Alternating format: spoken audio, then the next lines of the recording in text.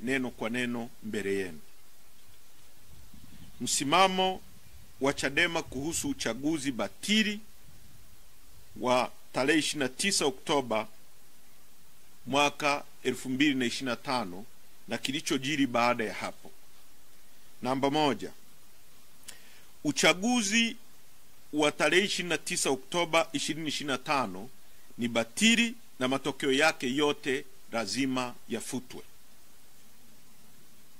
Uchaguzi mzima wa urais, ubunge na udiwani ni batili na hauna uhalali wowote kwa sababu ulifanyika chini ya ukiukwaji mkubwa wa sheria, haki na misingi ya demokrasia. Chadema inasisitiza kufutwa mara moja kwa matokeo yote ya uchaguzi na kuvunjwa kwa kinachoitwa Tume Huru ya Uchaguzi INEC, kwa sababu tume hiyo haina uhuru kuanzia uteuzi wa wajumbe wa tume, muundo wa tume na majukumu yake. Chombo hicho hakina tena uhalali wowote na hakiaminiki na Watanzania kusimamia uchaguzi huru na wa haki. Na msimamo huu unaungwa mkono na waangalizi wote waliokuwepo kuangalia hicho kinachoitwa uchaguzi. Umoja wa Afrika, Jumuiya ya Umoja wa Afrika imesema kwamba uchaguzi haukuwa huru, haki wala credible. SADC imesema hivyo hivyo, Umoja wa Ulaya na Marekani. Namba mbili, Samia Suluhu Hassan ni mtawala asiye halali, kwa mabano illegitimate self-imposed ruler. Samia Suluhu Hassan hakupata ridhaa ya wananchi ambao ndio msingi wa mamlaka yote, na serikali yake ni haramu na dhalimu kwa sababu ni matokeo ya uchaguzi ulionajisika. Uongozi wake unategemea mabavu, ukandamizaji na uhalifu wa kisiasa. Kutokana na uchaguzi batili na mazingira ya utawala wa mabavu, Samia Suluhu Hassan hana uhalali wowote kuendelea kuongoza nchi yetu. Namba tatu, ukandamizaji mkubwa wa kisiasa na uhalifu wa dola kabla, wakati na baada ya tarehe 29 mwezi wa 10 mwaka 2025. Utawala wa CCM chini ya Samia Suluhu ulitekeleza na kuendeleza maovu na udhalimu mkubwa dhidi ya raia, wadai demokrasia na haki za binadamu kwa kufanya mambo yafuatayo. Moja, kukamatwa kwa mwenyekiti wa chama taifa ndugu Tundu Antipas Lissu na kufunguliwa kesi ya uongo ya uhaini. Mbili, Chadema kuzuiwa kufanya shughuli zake halali za kisiasa kinyume na katiba ya Jamhuri ya Muungano wa Tanzania na sheria za nchi, pamoja na kufungiwa akaunti zake zote za benki na chama kuzuiwa kutumia mali zake. Tatu, udhibiti wa uhuru wa vyombo vya habari vya ndani kwa kuchuja taarifa zinazotoka kwenda kwa umma na mara nyingine kufungiwa kabisa kurusha habari zozote kwa umma. Nne, kutumia mahakama kutoa hukumu zenye kuonea na kukandamiza viongozi wa vyama vya upinzani ili kufanya vyama vya upinzani vishindwe kutimiza wajibu na shughuli zake za kisiasa. Tano, kutekwa na kupotezwa kwa wanachama na Watanzania ambao hawajapatikana hadi leo. Sita, kuzimwa kwa mitandao ya kijamii na internet nchi nzima. Saba, kuwekwa amri batili ya kutotoka nje, yani curfew, nchini kote baada ya saa 12 za jioni. Nane, kupigwa risasi na kuuawa kwa Watanzania wakati wa uchaguzi. Tisa, viongozi na wanachama wa Chadema kukamatwa na kufunguliwa kesi za uongo za jinai kutokana na msukumo wa kisiasa. 10, wananchi kunyimwa miili ya wapendo wao na kushindwa kuwafanyia maziko yanayostahili. 11, kuhakikisha kukosekana kwa uwazi wa waangalizi wa kimataifa EU, UN na vyombo vya habari vya kimataifa kama vile CNN, BBC, DW na Al Jazeera. Pamoja na hayo, ripoti za AUEM, SADC, EOM na East Africa Community zinaonesha wazi ukosefu wa uwanja sawia na uhalali wa uchaguzi. Mambo yote haya yaliainishwa hapo juu yanaimarisha msimamo wa Chadema kuendelea kudai mabadiliko makubwa ya kikatiba, kisheria na kitaasisi ili hatimaye Tanzania iweze kuendesha shughuli zilizo huru, chaguzi zilizo huru, za haki na zinazoaminika mbele ya macho ya Watanzania na jumuiya za kimataifa kwa ujumla. Ili kufanikisha hayo, Chadema tunataka mambo yafuatayo: moja, mabadiliko makubwa ya kisheria na ya kiuendeshaji ya ofisi ya msajili wa vyama vya siasa. Mbili, mabadiliko makubwa kwenye mfumo wa mahakama za Tanzania ili ziweze kutoa haki bila upendeleo. Point namba 4, mauaji ya halaiki, utekaji, kupotezwa na ukatili mkubwa uliofanywa na serikali. Baada na kabla ya kinachoitwa uchaguzi, Tanzania na dunia kwa ujumla ilishuhudia mambo yafuatayo: moja, mauaji ya halaiki ya zaidi ya watu 2000 na majeruhi zaidi ya 5000 kwa muda wa wiki moja tu. Kuongezeka kwa wakimbizi wa ndani na nje ya nchi. Tatu, utekaji na upotezaji wa mamia ya raia, abduction and enforced disappearance. Tano, mateso ya kikatili, ubakaji na mauaji ya kinyama yaliyotekelezwa na maafisa wa vyombo vya ulinzi na usalama. Tano, ushiriki wa vyombo vya ulinzi na usalama kufanya matendo ya kihalifu dhidi ya binadamu, ikiwemo mauaji ya raia, uporaji wa mali binafsi za watu na ukamataji holela ulioendana na utesaji.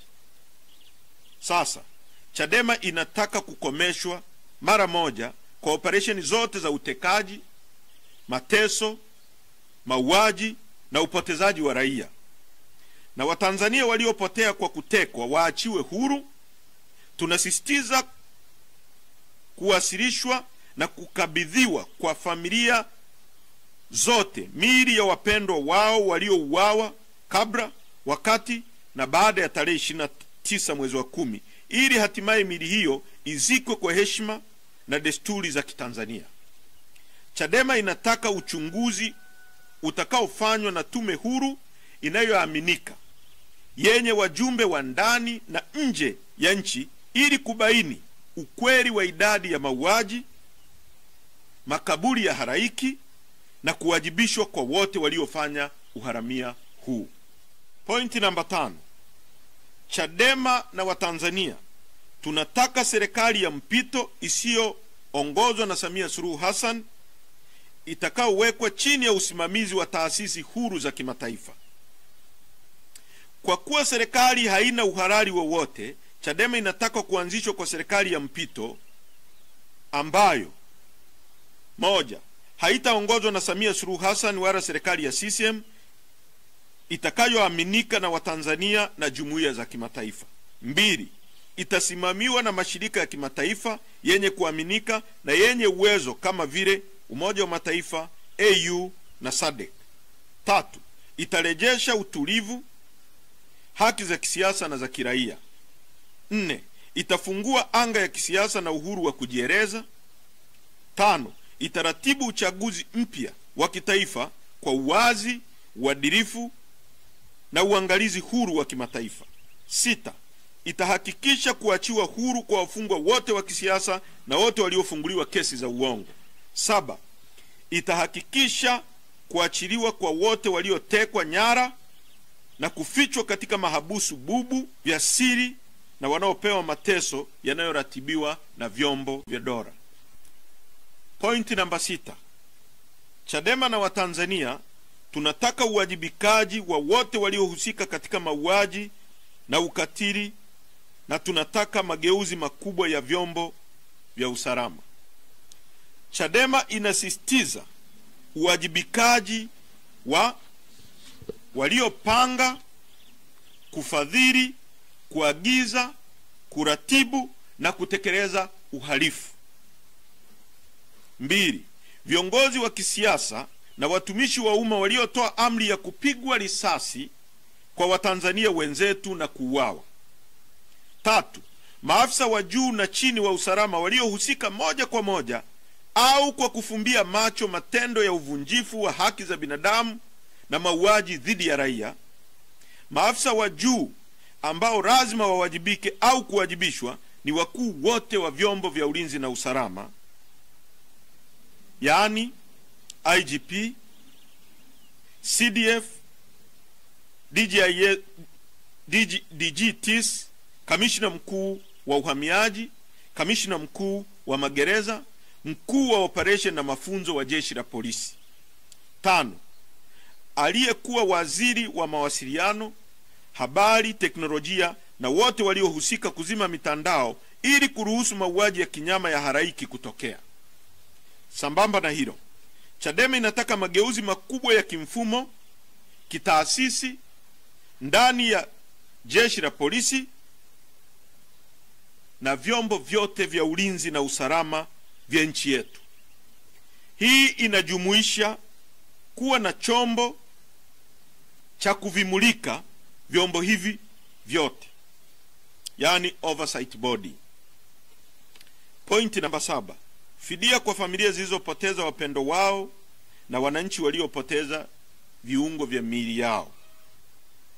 Msimamo wetu mwingine ni kwamba kila familia iliyopoteza mwanafamilia au raia yoyote aliyepoteza viungo lazima alipwe fidia. Fidia hii si malipo ya kawaida, bali ni hatua ya kutambua kwamba dola ilihusika katika mauaji kimataifa, kufuatilia matendo ya kihalifu yaliyo kwa kutumia vyombo vya dola, na tunatoa wito kwa jumuiya za kimataifa kuwawekea vikwazo wote waliohusika kupanga, kutekeleza uharamia huu wa uhalifu dhidi ya binadamu. Wote wa uhalifu dhidi ya binadamu wanapaswa kuwekewa vikwazo vya kutosafiri nje ya nchi, wao na familia zao. 2. Fedha zinazoletwa kwa nchi zisipelekwe kwa serikali, isipokuwa ziende moja kwa moja kwenye asasi za kiraia ili ziweze kutumika kusaidia wananchi kupata huduma ikiwemo madawa na huduma nyingine.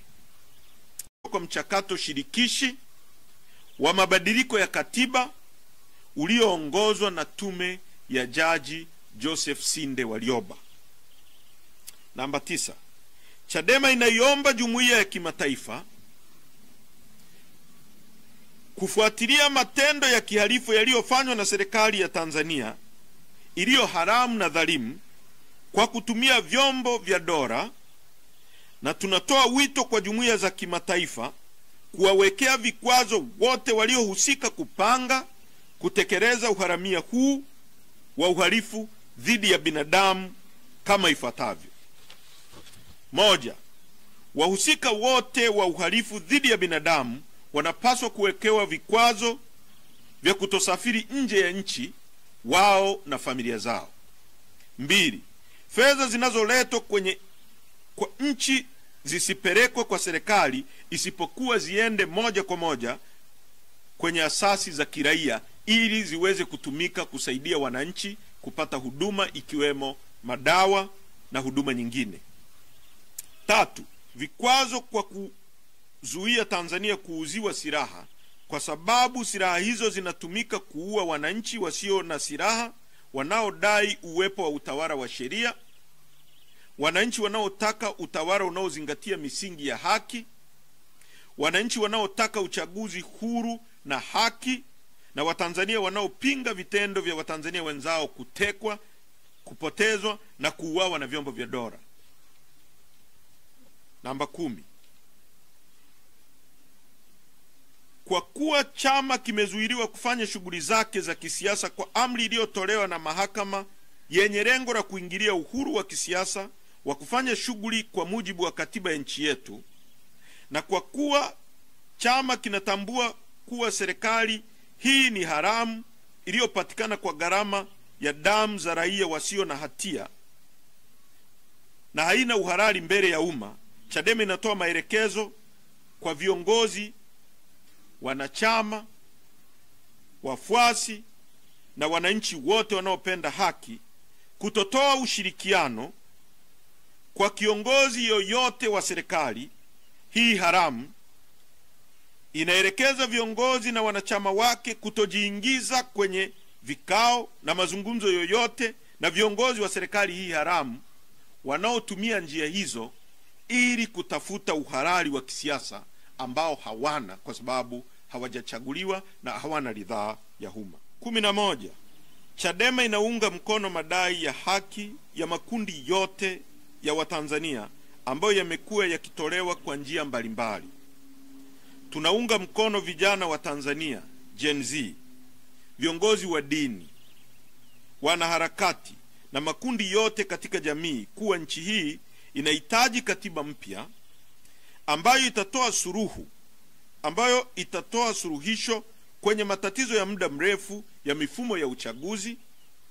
Nchi hii inahitaji kuwa na uchaguzi huru, wa haki na unaoaminika.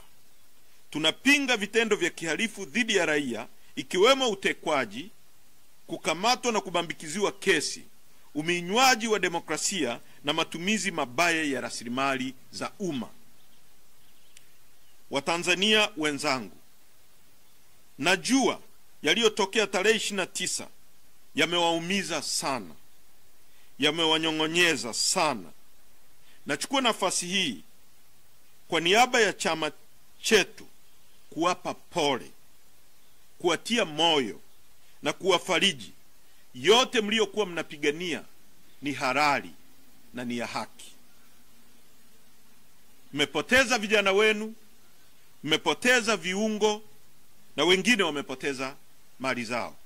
Poleni sana, poleni sana, na yote haya yana mwisho na tutashinda kwa pamoja. Mungu awabariki sana. Asanteni kwa kunisikiliza.